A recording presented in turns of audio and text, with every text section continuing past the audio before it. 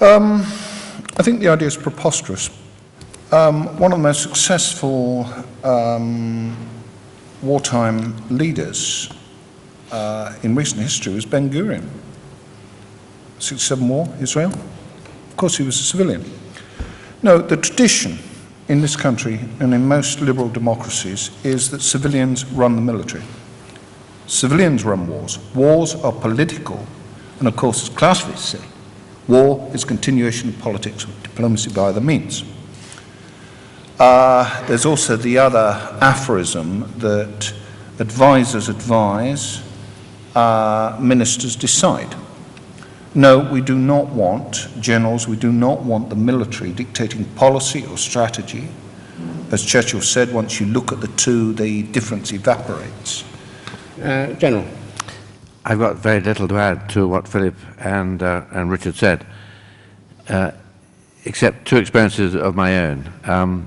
When I was in Northern Ireland, the Secretary of State at the time was a chap called Paddy Mayhew, Lord Mayhew, as he now is, who some of you may remember. And he said to me, it would help enormously when we're sitting around the Cabinet Office if you military guys had made it absolutely clear what your military judgment was.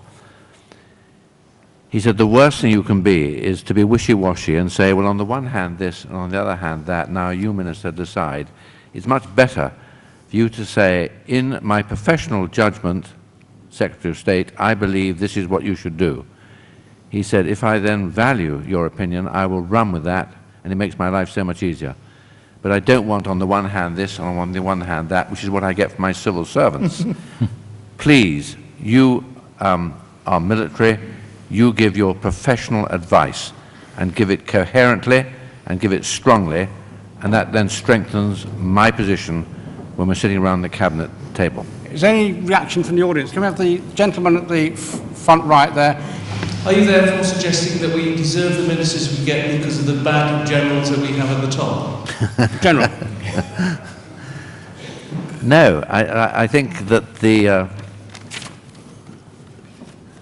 route to the top must take into account the fact that those people who you are dealing with and who you are serving do not have military experience.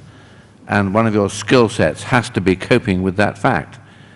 And it's no good, really, someone said it in answer to the last question, there's no good bemoaning the fact that people haven't got military experience or haven't served in national service. We don't have national service. People haven't got military experience. Thank you, General. The gentleman at the back put his hand up. Sir, do you feel that the government are giving clear direction to commanders on the ground in the current conflict and in previous conflicts for commanders on the ground to achieve the mission? I mean, you know, they need to define the mission and the main effort as in military terms. Do you think they are doing this?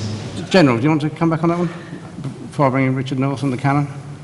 I think it's very hard for them to give clear direction. No, I don't think they are giving sufficiently clear direction, is a direct answer to your question.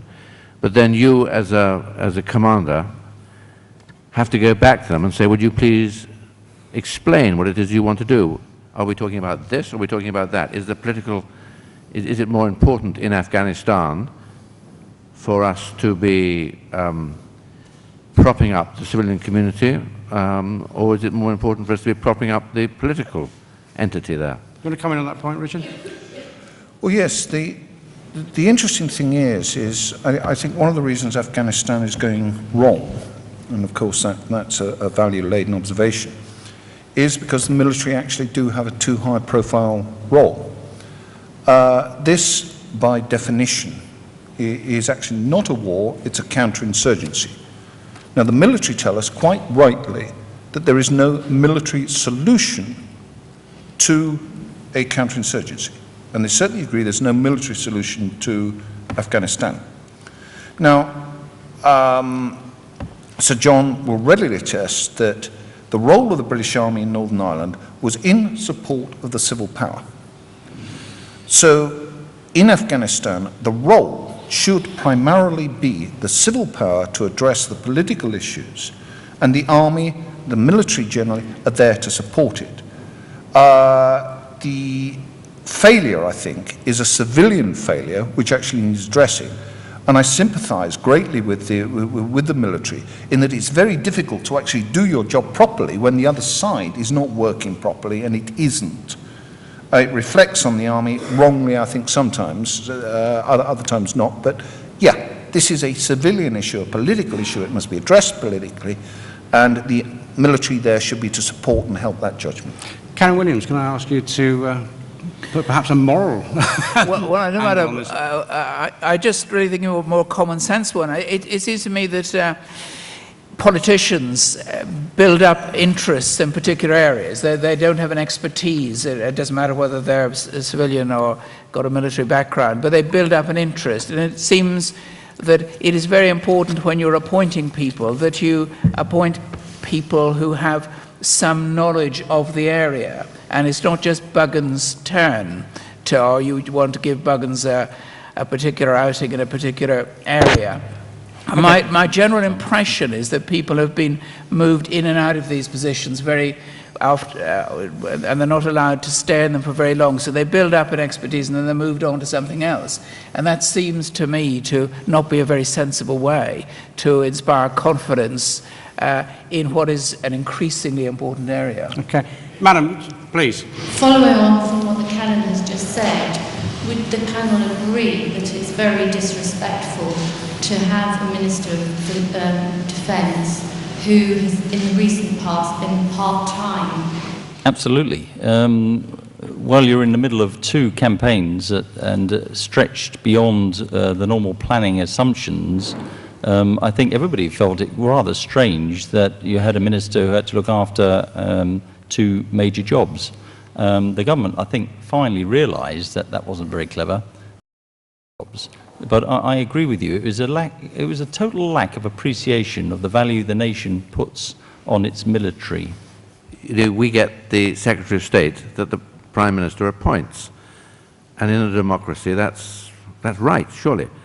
Richard, you want to just bring in a quick point Yep. on that? And then you, so yeah. Just a moment, sir. Can I just ask Richard to answer first, and then I come on to you? Thank you. I actually knew Des Brown quite well. Now, the point was a political point. He's a Scottish MP. They needed a Scottish MP as Secretary of State of Scotland. That is a non-job. It really is a non-job since devolution. So the amount of work involved was minimal. But they had to have somebody politically from Scotland. In terms of did it affect his role as a Secretary of State? No, not at all. But it was spun, it was used politically, I think unfairly. Behind the scenes, that man was doing a far better job than people credit him for. And I'm from the other side of the political divide. I have no time for the current administration, but I saw in detail some of the things that man was doing. And I thought it was both an irrelevance and unfair and politically slanted to position that. And the fundamental point is don't let the media dictate the agenda. Look at the man, look at the position, look at the facts.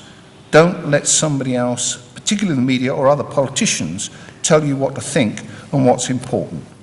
Okay, gentlemen further